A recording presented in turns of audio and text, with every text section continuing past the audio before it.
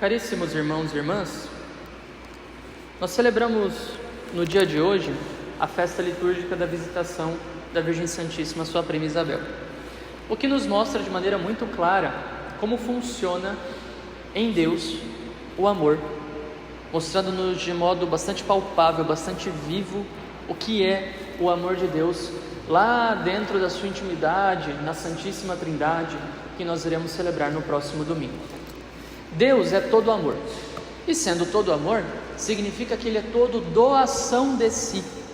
É um conceito de amor bastante diferente daquele que nós temos atualmente, culturalmente falando, porque amor hoje em dia é satisfação de si. Eu amo a pessoa que me faz bem, e na verdade o conceito próprio de amor em Deus, que é o conceito genuíno de amor, é: eu amo a quem eu sirvo, eu amo a quem eu me entrego. E Deus, quando vem até nós com a sua graça, na força do Espírito Santo, que nós acabamos de celebrar em Pentecostes, Ele vem com esse fluxo de amor, e esse fluxo de amor que nos toma não pode parar em nós. Ele é fonte de água viva, e Ele mesmo diz: todo aquele que beber da água que emana do seu coração, se tornará Ele mesmo também fonte de água viva. O Senhor quer, portanto, nos associar à sua vida íntima, à sua vida divina, dando-nos esta graça que provém do seu coração, que não vai parar de amar jamais, como uma nascente que manda amor o tempo todo, constantemente mandando amor e nos procurando e vindo atrás de nós. Só que nós não podemos ser barragem desse amor.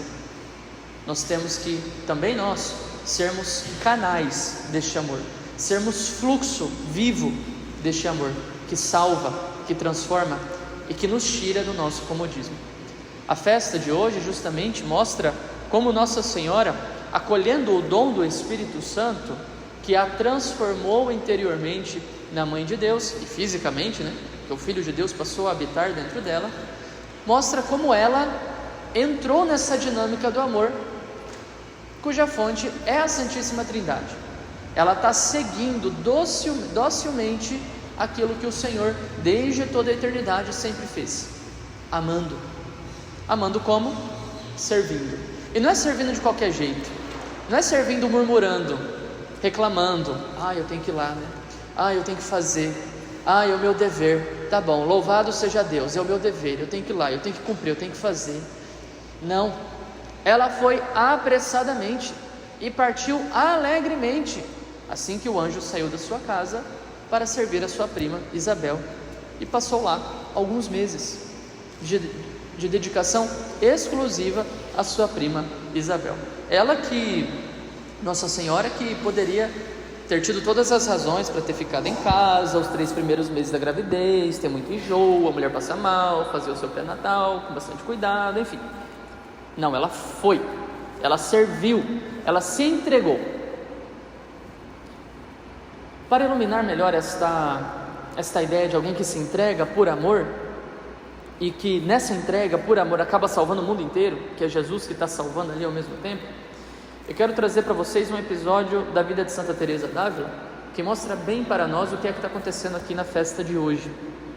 Nossa Senhora, ela se deixou mover pela força do Espírito a partir do Cristo que habitava nela, e com isso, ao servir Isabel, ela serviu a humanidade inteira.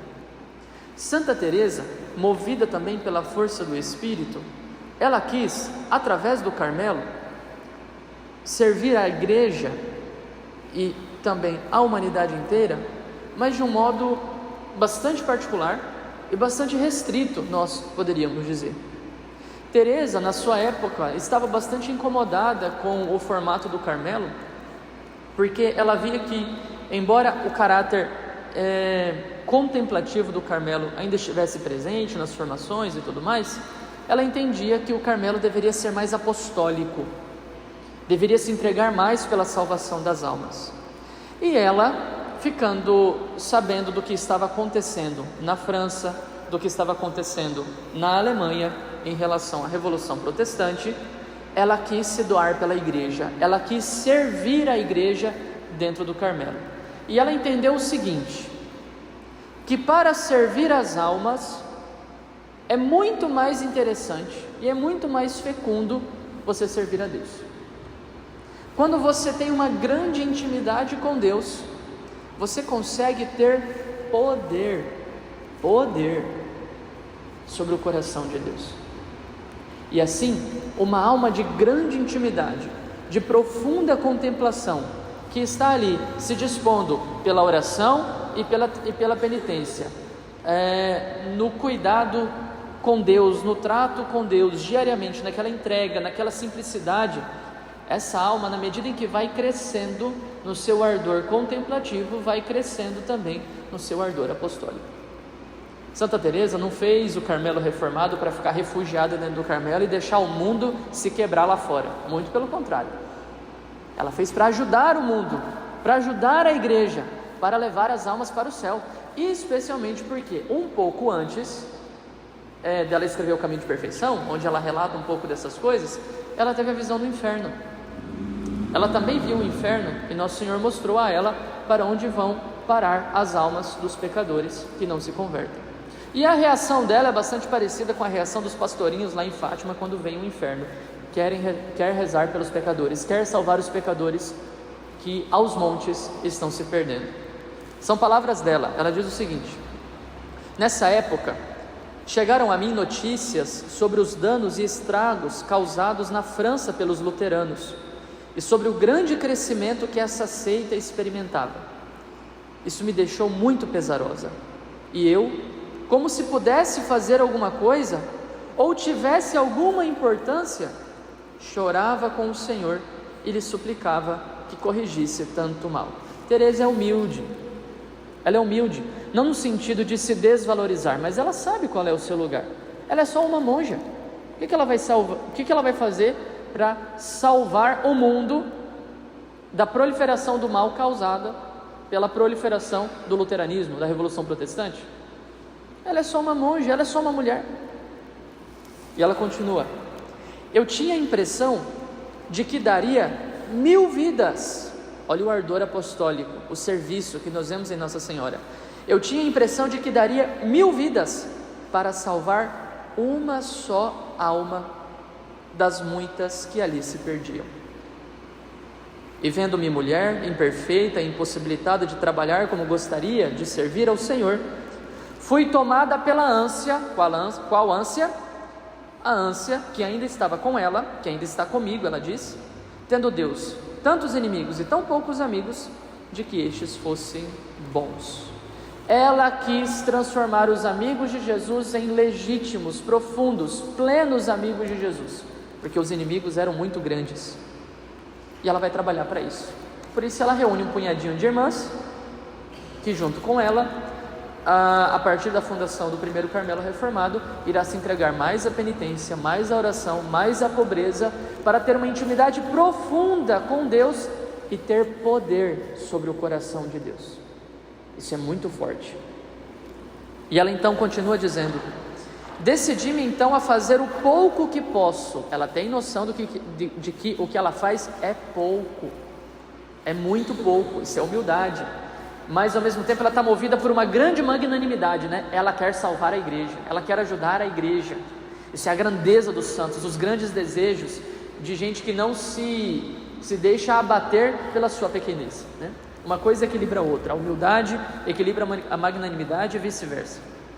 Decidi-me então a fazer o pouco que posso, seguir os conselhos evangélicos com toda a perfeição, pobreza, castidade e obediência, e ver que essas poucas irmãs que aqui estão fizessem o mesmo. E aí vejam o que ela diz: depositei a minha confiança na grande bondade do Senhor, que nunca deixa de ajudar a quem se determina por Ele a abandonar tudo. Esse bom Senhor que nos serve merece toda a nossa confiança, e por isso nós vamos servi-lo, e por isso nós vamos nos doar por Ele, nos entregar por Ele. Então eu confio nele, porque com as minhas próprias forças, zero ação, zero eficácia, zero contemplação. É Ele, a causa, o meio, a finalidade, o ponto de partida é sempre Ele, e eu confio nele e na sua bondade. E ela conclui esse parágrafo dizendo o seguinte: eu pensava que, sendo elas, as irmãs, que estavam com ela, como eu as via em meus desejos, os meus defeitos não teriam força em meio às suas virtudes, e eu poderia contentar o Senhor em alguma coisa. Em alguma coisa. Ela, vendo as virtudes das irmãs, ela se sentiu motivada a ela mesma se unir com essas irmãs, para que, apesar dos seus próprios defeitos, ela, unida às irmãs, dentro do Carmelo, se oferecendo a Deus, se entregando a Deus, unindo-se ao coração de Deus, pudessem ter algum poder sobre o coração de Deus e ajudar a igreja. Isso é servir, de um modo pouco óbvio e comum. Isso é servir. Nós muitas vezes temos a ideia de servir como uma multiplicação de obras, e não é isso. Servir é servir ao coração de Jesus, que vai nos indicar os meios pelos quais nós iremos ajudar a igreja. E o foco especial de Santa Teresa, ela vai mostrar mais para frente, ela vai dizer mais para frente, é o de servir na oração e na penitência e na contemplação, para ajudar especialmente os pregadores, os acadêmicos, os sacerdotes, a hierarquia da igreja, enfim, que tem essa missão mais de frente no apostolado da igreja, que está lá de frente, enfrentando o mundo para salvar o mundo de si próprio, das suas misérias e dos seus próprios pecados. Essa história de Teresa nos ilumina em relação àquilo que aconteceu com Nossa Senhora, lá quando ela visitou a sua prima Isabel. Quem recebe a força do Espírito não pode ficar parado, precisa sair de si para se doar. E cuidar de uma pessoa por amor a Deus, e vendo nessa pessoa o próprio Deus, é cuidar, em certo sentido, da humanidade inteira. E é Deus quem vai multiplicar e potencializar a força da nossa generosidade, da nossa caridade, se fazemos tudo mesmo por amor a Ele. Que Nossa Senhora nos ajude, portanto, a não parar o fluxo da graça de Nosso Senhor que vem até nós.